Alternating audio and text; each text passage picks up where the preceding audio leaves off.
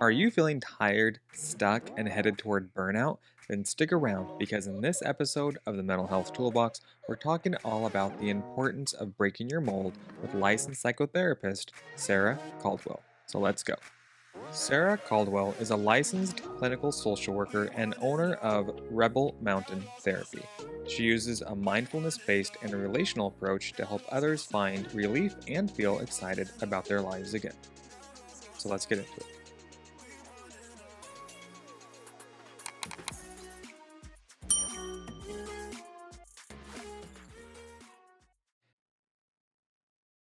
Hello, Sarah, and thank you so much for making time today to be on the Mental Health Toolbox podcast. I really appreciate your willingness to participate and share your nuggets of wisdom with our audience. Absolutely. Thanks so much for having me. My pleasure, my pleasure. So I invited you on today because you have unique expertise when it comes to anxiety and burnout. And before we jump into all of that, could you share a little bit about who you are and where you're from? Sure. So I am kind of from a lot of different places. I grew up in the Midwest in Chicago and lived in Park City, Utah for the last 8 years. And then just recently moved to Central Washington, but keeping my practice based in, Park City. And I'm also licensed in Colorado. But yeah, I'm Sarah Caldwell. I'm a licensed clinical social worker. Love helping individuals kind of overcome their barriers and feel really excited and engaged in their lives. Excellent, excellent. Yeah, we were just talking backstage a little bit before we jumped on that Park City is very close to my heart. That's where my stepdad lives, and I Mm. learned to snowboard up there because he worked at the Park City Mountain Resort. And Yep. so I was actually there for, I can't remember if it was a Winter Olympics. I don't remember what year it Oh was, yeah, but 2002. yeah, 2002. I was there, and because my dad had like the NBC hats and everything, because he worked there, I was just walking around with it, and so they let me backstage, and I got to meet all the gold That's medalists. I amazing. actually took a picture wearing one of the gold medals. It was kind of fun. That's I really don't think cool. I've developed it yet, but I was like, oh, I have a picture.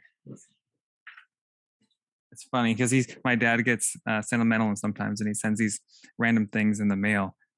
This is a picture of me like as a teenager. I think I was about Oh that yeah. age. I don't know if I've changed. I'm more gray now, but yeah, I was about Yeah. that age when I was Nice. at the Olympics. But it was fun memories. Fun memories. I still have my snowboard hanging in the garage. Someday I'll get back to Mhm. Utah. Yeah, we got a pile of skis on the porch. I'm sure. Yeah.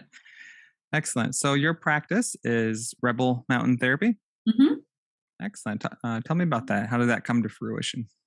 I was last summer. I took the summer off from work. I left my job in healthcare. I was working at Mountain Healthcare in Park City.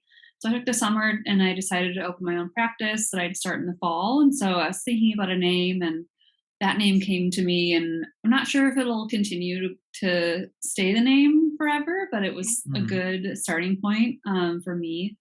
Um, yeah, not much I can say about that name. It just kind of came to me in a moment, and I really liked it at the time. And Yeah, I'm curious about the rebel part. Like, yeah, I think a big part of my practice is helping people recognize kind of messages they were given or unhelpful beliefs about themselves in the world that they got, Mhm.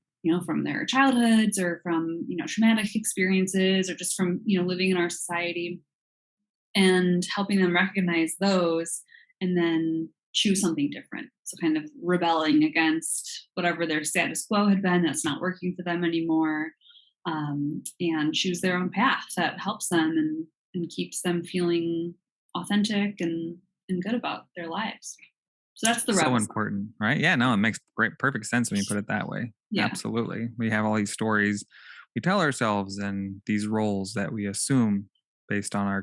experiences and our even sometimes of our own making, right? hmm And so giving ourselves permission to rebel against our own mold sometimes and do something different. I think Amy Porterfield says that. Absolutely. DSD, right? Do something different. Ooh, For yes, those of you who know Amy absolutely. Porterfield. Yeah. I'm gonna have to look her up. Yeah. Yeah. One of my favorite. I'm a podcast addict. So she's at the top of my list with Pat hmm Flynn. But yeah, do something different. So the hmm rebel mindset, give yourself permission. Absolutely. So you stepped into your own practice, right? Mhm. And I took some time to peruse your website. I'll just go ahead and share that with our viewers a little bit so you can see what I'm looking at here. Oh, this is it, right? That's Is your me. site? Very nicely done. Very nicely done. Thank you. So, for those who aren't familiar with private practice, it doesn't just come together seamlessly. It usually takes a while to step out on your own to make something look nice and smooth, and especially to niche down. I watched this Mhm. video of yours, by the way, very nicely done Thank you. on your homepage. So it looks like you specialize in three areas: anxiety, depression, and burnout. Mhm. So, how did you go about that? What did that look like for you as far as niching down? Because I know a lot of therapists struggle with this in particular. We're oftentimes taught to be generalists in grad school, and especially if we're accustomed to agency work, we wear a lot of different hats. We have a very mixed bag of clientele. Mhm. What led you to these three areas specifically? Yeah, so I was lucky in that, in my master's program, we're all required to do an internship, and my internship Hmm. was at a clinic called the Healing Group in Salt Hmm. Lake City, and it's a specialty clinic. Looking at maternal mental health, sex and intimacy, um, and so I really got that specialist focus from the start, and Hmm. so I already had this idea of what it means to really focus down and how you still get a wide variety of people, even though, this is your focus. And then I had the opportunity at Intermountain to work with a ton of different people, a real generalist practice. I was doing short term therapy versus, what I do in my private practice, which is more on, longer term. Um, and so I was able to really think back to my time at the healing group and my time at Intermountain and think, who were the people that I felt I did the best work with. And then I, wrote my website to them. I've always loved working with anxiety, um, in particular. That's kind of why it's first on the list. Hmm.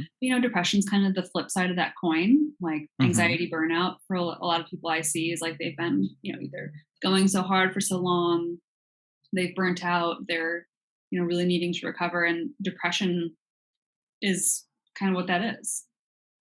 So it's all Yeah, kind of three. It's like a little the triad. overlapping. Yeah. Yeah, definitely, I get that feel. Sometimes we talk about them as though they're mutually exclusive, but they're not per se. Mhm. Right? Absolutely. Oftentimes, it's different faces of the same crisis. And I think in mental health, we're taught oftentimes to categorize things and Yeah. treat things a la carte. But we're Mhm. humans, right? We're holistic and we're one big machine. And so Mhm. it's kind of tricky sometimes to when you try and just target one specific thing as though that's the only problem. So Absolutely. and in your expertise, what would you say is your approach, your ideal way of addressing somebody when they present with depression, anxiety, burnout? What's your process? Mhm. So I think the biggest thing for me is helping people shift their relationship to their symptoms, because we put up such a fight, like of trying to fight anxiety or fight depression or, push through burnout.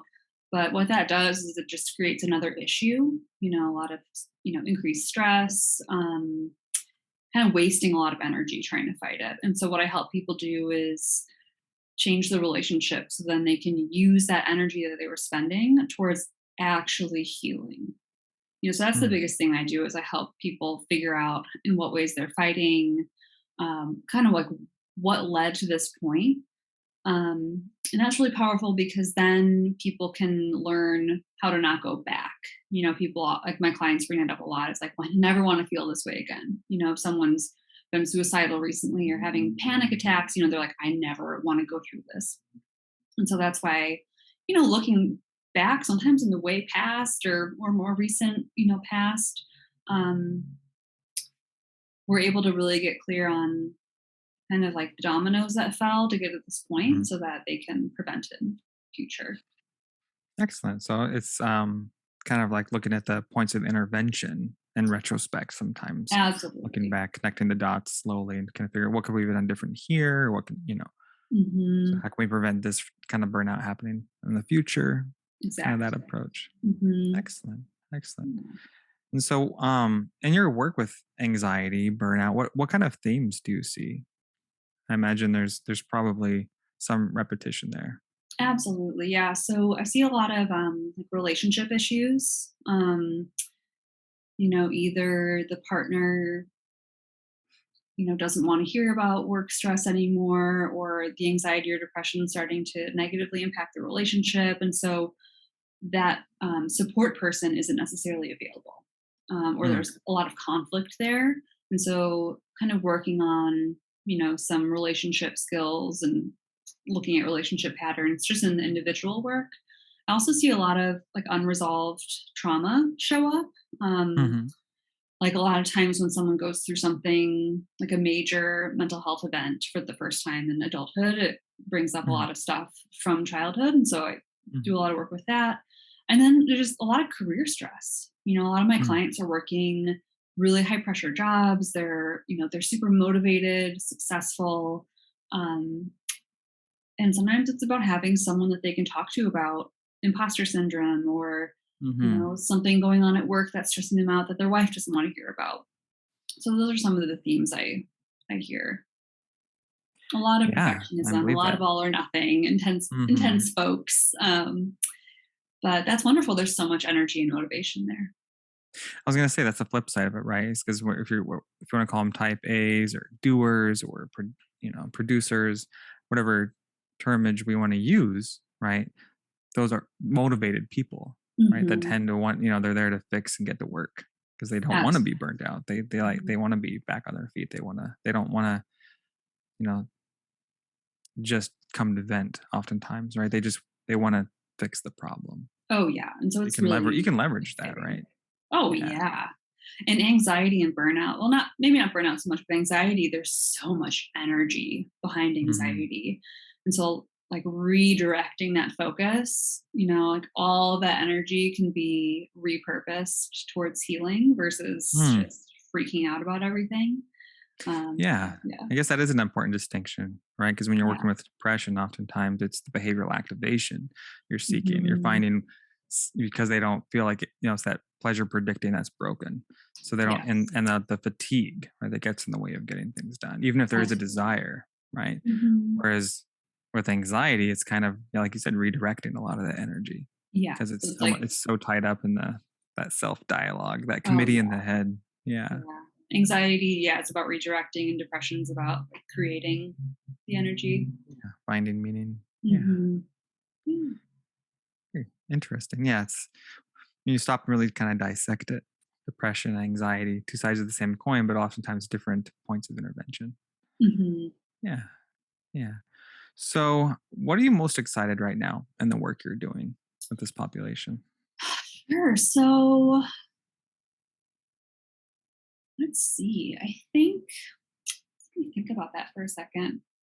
Um, Doing a lot of mindfulness work. So I Hmm. always love when like the work I'm doing in my own life kind of parallels then what I can offer my clients. And so, Hmm.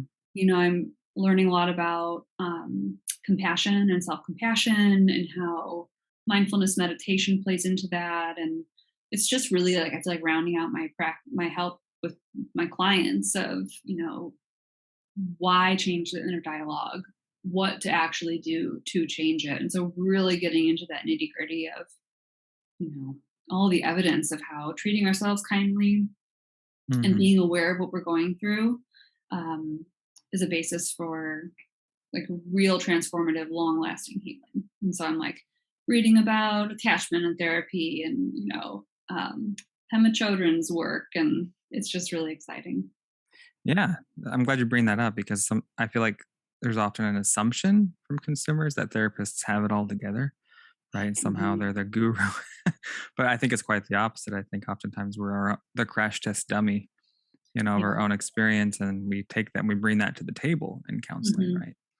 And we try and impart what's working that we've tried out on ourselves, what's worked, what hasn't worked, and not that it's ever a one size fits all, but there Hmm. is some insight there, right? Definitely. I imagine you've probably had some of your own experience with burnout since it is a passion of yours. Yes, definitely. Working in a healthcare clinic from, 2019 to 2021, you know, the major chunk of that was during COVID. And Yeah, it was just, a lot, kind of being in the same trauma as all of my clients was Mhm.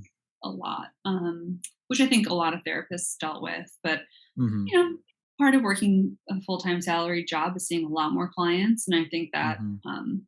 I'd rather see fewer clients and have the work be deeper and more intentional. Mm, Yes. With burnout especially, right? yeah. Because it's not something you can just, say, "Okay, do A, B, and C, put a Band-Aid on it, and there you go. Here are your coping skills," Mhm. right? Burnout's a process. Recovery's a process. Oh, yeah. No, I had to leave, my job in June 2021. It was planned, but yeah, then I took a few months off, and it was just so restorative. I was, very grateful to have that time and that ability to do so. Yeah, it gave a lot of perspective of, you know, what it really means to recover from burnout and how, like, having motivated clients is so helpful because it takes, if kind of a contradiction, but it takes work Mhm. to recover. Which is challenging because if you're feeling burnt out, chronically fatigued is what comes to mind for me, right? Mhm. Clouding of consciousness, chronically Absolutely. fatigued, low distress tolerance, right? How do you get around that? What's kind of your hinge point? Where do you get leverage when people are in that state of mind? Um, Usually it's finding rest, maybe some radical acceptance for the situation that they're in. I Hmm. do a lot of acceptance and commitment therapy. That's Yeah. another, Act. Yeah. yeah, love act. Another area of focus. So a lot of that is just like, okay, well, this is the energy you have. Let's make it optimized. And sometimes that looks like sleeping more, canceling things, or, adding in more beneficial things. So it's really just about whatever entry point there is, and going from there. Okay. So maybe not paddling upstream so much. Yeah, it's like sometimes you just got to pull the boat over. Yeah. Give yourself Mhm. permission. Yeah, Right. a lot of it is permission and letting Yeah. people get in touch with what they know they really need. Right. Because I think Sometimes we burnout all is the know what body's we way need. of setting off the alarm signals, right? That, hey, Yeah. time out. Yeah. Hmm. Time to take a rest. Totally. Yeah. What do you find that clients struggle with that idea of taking a rest when you suggest that when they come in complaining that all they want to do is rest, that you're suggesting they rest more? Like, what does that dichotomy look like? Well, usually they're not resting, and that's part of the Mm, problem. Um, but yeah, usually there's some, like going back to what I was saying, like at the very beginning, there's usually some unhelpful belief about productivity or worth, and looking at that and figuring out, where does healing and recovering fit in to that mm. self perception and those beliefs. This idea, this self concept of Hmm. what makes us worthy or important, and looking more deeply into those labels, right? Hmm. Of our identity that we attach ourselves to, right? Absolutely. Yeah, because that's the hard thing. That's where I imagine the CBT work really comes into play when you're challenging the thoughts of the self, right? Hmm. Why we do what we do. Yeah. What gives that meaning? Are we only what we do? Like the values, right? Yeah. We attach Oh, to yeah. that. Tons of values exploration. And Mm, okay, so you value your career, but what does that look like to live that value when you're operating on 10% of your normal energy level? You yeah, and helping people just accept that reality. absolutely. I imagine that's a challenge, right? With when anytime you're challenging those core assumptions, right? Hmm. It's a process. Yeah. I think generally my clients come to me because I'm, I don't just help them with like the thoughts. It's not just, okay, let's get through this one thing. It's, also to gain a deeper understanding and cultivate Mm, this self-awareness, so they can feel better, after our work is done and kind of, get ingrained some of the healing that they can then continue to do themselves. excellent. So it's usually it's a package deal. It's not just one complaint. Oh, Yeah. So do you feel like that's more about obviously it's a thought process shift, a schema shift, but it's also probably a lifestyle shift, I imagine. Yeah, it's a different way of kind of being with themselves in the world, Hmm. a little more gentle, a little more compassionate. Yeah. Yeah. Do you find I know you had mentioned relationships. Mhm. So when I think about relationships, I think of role strain, right? For somebody who's feeling burnt out, oftentimes just competing goals, competing commitments. What does that look like in your experience with clients? How do you help them navigate those waters? Mhm. It so depends on every single individual relationship. Um, it depends if the other spouse is working or not, if there's kids at home, what are the points of conflict, or is the couple in therapy? Um, I think really my focus is on helping my clients become aware of they're part of the pattern, both like what wounds are being touched and Mm, where can they maybe improve in communication or understanding of their partner. But yeah, it's hard. I mean, there's only so many hours in the day and so many things that we need to get done. And then, in a marriage, mm, you got two people, sometimes, right. more, Yes, who are kind of working with those same hours. It's not always going to absolutely. be enough.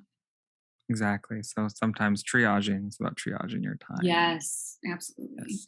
I remember from family systems therapy, I believe is family systems theory, that feedback loop, right? When you talk about breaking patterns, oftentimes we're not just looking for a behavior change, we're looking to break a cycle of behavior and where Mhm. we, like you said, where we fit into that pattern, right? As Yes. people, right? Because really that's all we can control anyway. We can't control, we can't change other people, No. right? We can't make other people more understanding. We can't make other people more supportive. Um, we can't make other people less triggering, right? All we Yeah. can do is change how we respond in our environment and then Mhm. hope other people change by proxy, right? I sometimes I use that chess analogy. I don't know if you ever played chess, but just Mhm. imagine you play chess with the same person for years, right? You don't really think about the moves you're making and they're making, the moves and counter moves. It's almost all kind of automated over time because you get used to how the other person plays, right? I Mhm. think about the same thing with behavioral patterns. But Yeah. if you consciously change the way you play with the same person, it will almost jar them, right? And Yeah. then it'll kind of wake them up out of that lull, that, that oh wait, what just happened? That's not what I was Yeah. expecting, and it Mhm. forces their hand in a way to treat you or behave differently than they typically would because Yeah, they by you being more cognizant makes them more present as well. definitely. Yeah, there's less to, yeah, come up against. I'll Yeah. say with the role thing too, I was just thinking, a lot of my clients have been the support person for the people in their lives, and then, Mm, all of a sudden they're struggling. And mm, sometimes the family, their family and friends are really there for them, and it's a wonderful thing. Sometimes, it's isolating. But mm. that's a big thing too, is like, what does it mean to go from being the provider, the strong one, to needing help and struggling? That definitely sounds like a theme. That makes sense, Yes. Yeah. right? Right. Hmm. And my kids, like everybody else, love Encanto. What about Bruno? Oh, I cried. That Oh, song's forever. that Leave it to caterpillar Disney, song. right? They brainwash us. But I think about, was it the sister, the strong one, right? And the whole song Yeah. about Oh, yeah. being the strong one for the family. And we listened to I play Disney songs with my daughter every morning on the way to school. She's 8, and I gave her my phone the playlist on Apple Music or whatever at Disney, and so Hmm. she plays DJ, but she always goes back to songs from that movie, and that one always stands out to me because as a therapist, I think, oh yeah, I come across those clients all the time. Sometimes we are Hmm. that person, right, where we're used to carrying the weight and we don't ask questions, we just do the work, right? Yeah. Because that's expected of us. And oftentimes it comes from a place of service, right? A place of Hmm. wanting to be of service and heart forward and being there for the people we love. But that comes at a cost if there isn't the self care to help decompress that, right? If Hmm. there isn't the insight to know when to say, okay, I need a little help now. Yeah. right? Absolutely. And what I've seen time and again is, people, my clients are afraid, right, to call up their brother and be like, man, I'm struggling with this because they think that they're going to be judged or people are going to think Hmm. they're weird or weak. Weak is a big one. But overall, I see that people are so happy that my client has reached out for support. They're like so happy to be able to be there for them and give back either for the support they've received or just, oh, it turns out my buddy was depressed last year. And, it just opens up this connection that wasn't there Hmm. before. But I think it's beneficial both ways to give and receive support. Mhm. Seems to me too, like a lot of if somebody who is used to taking on the burden asks for help, that would put everyone else at ease to ask for help, right? Because Oh, sometimes absolutely. if if they see the hardest worker in the room is not asking for help, then that could set its own unspoken expectation for the rest of the Mhm. family, right? Yeah. Hmm. So if you kind of change the script, then other people feel comfortable to reciprocate. Yeah. It's usually a lot of ripple effects when That's a someone good way to put it. Ripple who's effects. Yeah. yeah, who's really tied in with their community or their family or their workplace when they work on themselves, like that effect goes far. I don't think they realize Yeah. that that's going to be part of it. Must be really rewarding when you see that aha moment Oh open up for yeah. them. When it's like, oh, I wasn't expecting that because a lot of it is fear based, right? Mhm. Especially, Judgment. I work with a lot of men, and they're like, it's changing a bit now, but yeah, there's a lot of stigma against speaking out. Hmm. I can imagine, especially when in particular cultures, but even across the board, right? Yes. That you just don't ask for help. You just step up. Hmm. You just do the work and Yeah. yeah, you don't complain. Yeah. So this is great work you're doing. Burnout is a real problem, and I think in conjunction with depression and anxiety, obviously the pandemic has not helped matters, right? If No. there's ever financial stress, it's really been magnified. And with financial stress comes self-imposed expectations, right? Um, where do you see your work taking you next? Now that Yes. you've had some time under your belt doing this amazing work, your own business, Hmm. stepping out on your own, what would you like to see happen? Great question. Yeah. So I will be able to get licensed in Washington in August of 2023. There's Hmm. different initial licensing laws in Washington and Utah. So I'm, just hanging out in Utah and Colorado for my practice now. But I'm really excited to get licensed in the state I live in, moved here in the fall, and open a brick and mortar office again. I love doing telehealth. I think it's amazing and so convenient. I see my therapist on telehealth, but I do miss some in person interaction with my clients for the ones who want it. Yeah. I So can I'm really imagine. I was going to excited say because you to, live in Washington now, but you're from Utah. yeah, Your practice is officially Utah. yes. And here and with the licensing, I always thought it was California was unique and that I thought it was the only state where you had to have a separate licensing exam, but apparently not. It's it's just hoops to jump through. Yeah. But it's okay. Totally, I'm Uh-huh. really happy with my practice where it is now and seeing my Utah and Colorado clients, but I'll be excited to start working with my community. I live in Wenatchee, Washington, and so Oh, beautiful. Four yeah, seasons, right? It's oh, beautiful there. it's Yeah. gorgeous here. Yeah, so I'm really excited to start, you know, providing services in the town to my fellow Wenatchee people. Nice. Well, that's fantastic. Yeah. Excellent. Excellent. So, if you had some nuggets of wisdom, right? Some real levers that could be pulled, what would you say are the most important things that our audience could start using today in order to maybe whether it's to prevent burnout or to triage burnout? Hmm. Yeah.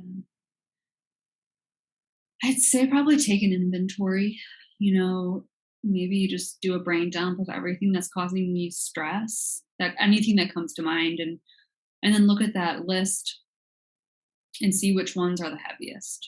And it might be that the thing you think is burning you up the most isn't. Hmm. And see, see what that is and sit with it for a little bit. And, maybe if there's someone that you trust, someone that you can lean on, have that, your therapist even talk about some ways of getting a little bit of space, and make it really attainable. Any changes, make them totally doable. Like I make my step goal like a couple thousand steps so that I Hmm. always hit it and then like sick. Now I'm Huh? going to walk even more. And so when you're burnt I out, you love have it. to be really careful. So I think that's one I would do.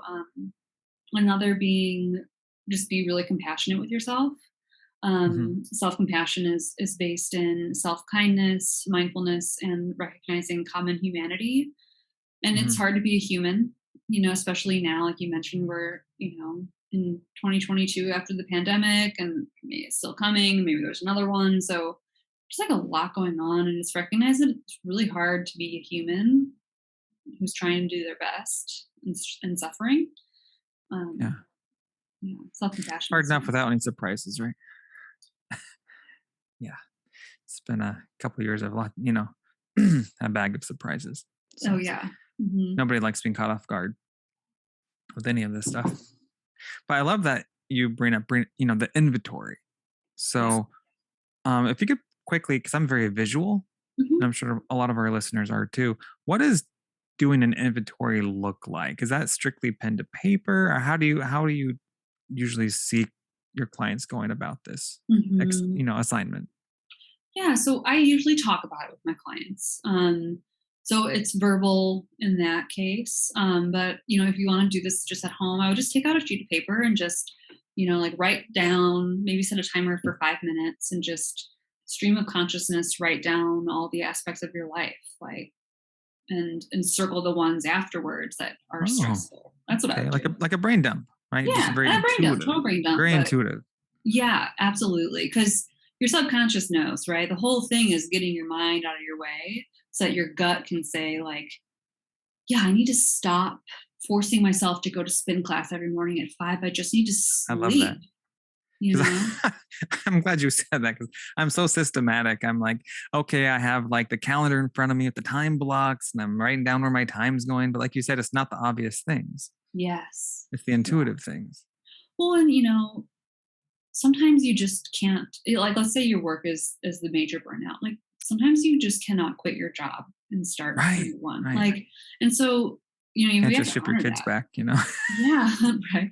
And yeah, sometimes like if you have a special needs child, like there's just gonna be stress there. And so it's figuring out like, if there's stuff that can be adjusted within the big stressors, great. But if not, you can ease the pressure elsewhere. So it's kind of about getting creative. And that's where pulling in support, whether it's a therapist or a coach, like can help you really see. Because when you're burnt out, I think it's really like a trauma response. Hmm. It's you're in the freeze, you're in the flight, and so when we're in that place, we're not able to think about all of the options, and so having someone you Right. can bounce ideas off of, who can hear you and really listen, but who's an expert in helping you, can be really Hmm. helpful. An objective person who can. Yeah. Was that Mhm. saying when you're so far inside the bottle you can't read the label? Yeah. Right. Yeah, I like that. Pat Flynn uses that one a lot. Mhm. Um, yeah, that makes sense, right? Because we can't necessarily have the critical thinking that we would typically operate with when we're feeling low stress in our flow, right? When we feel like things Mhm. are manageable, it's a lot easier to come up with ideas when we're in that alpha state. But when we're Absolutely. feeling threatened, right, not so easy.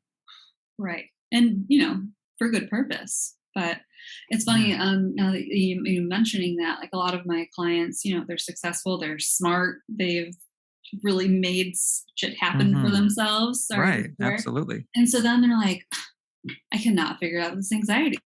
Like, what is going on with me? And it's really Yeah. that yeah, like you said, you get so far in, you just cannot see your way Yeah. out. I hear that And a that can lot. be This is not really who I hard. am. This is not me. You don't Yeah, know. You don't I don't understand. suffer, I don't Yeah. struggle like this. I'm usually really capable. And it's like, oh, Yeah. it's not even about that. It's like Hmm. once, like you get someone looking at the situation, clients like that are just able to, work the magic and they're good to go. Yeah, absolutely. Well, I really appreciate your time. If well, of course they want to, where can our audience find more about you? Where can they learn more about you and see the work you're doing? Yeah, so you can go to my website. It's rebelmountaintherapy.com. I'm also on Instagram at Rebel Mountain Therapy. No, just Rebel Mountain Therapy. And I'm now on LinkedIn at Sarah Caldwell LCSW. So, Excellent. I will yeah, definitely be linking up all of that in the show notes. And wonderful. I really appreciate the work you're doing again and making time today to talk about it. I think Yeah. burnout is oftentimes something that's ignored. It's kind of a catchy term, but how we actually address that and the problem it is and how disruptive it is to families, around the Mhm. world is Yeah. doesn't get enough attention. Mhm. Right. And it's, part of it is systematic, but we're all parts of the system. So, it's a big issue, but individuals can feel better, can, Right. can recover, We have prevent. more power and autonomy than we necessarily realize. Right. Definitely. Mm. Excellent. Well, thank you so much, Sarah. Would it be okay if I had you back on down the road and see what's going on with you? Yes, All right. absolutely. I'd love to. Excellent. Well, thank you so much for sharing your wisdom today. It's much Mm. appreciated. Thank you so And much for you having and me. oh yes, absolutely. You enjoy your beautiful weather over there in Wenatchee. Thank you. Will do. Be a hot one here today. SoCal. Yes. All right. Wonderful. You Thanks. take care. Bye. Bye bye. Hey, if you're getting value from this content and you haven't done so already, be sure to subscribe to the MHT newsletter so that you stay informed of all the new episodes as they're released and get access to the many free tools I have waiting for you there.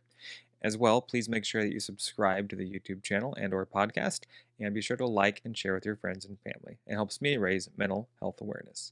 So there you have it, another tool to help you thrive. Now go make good things happen. Bye-bye now.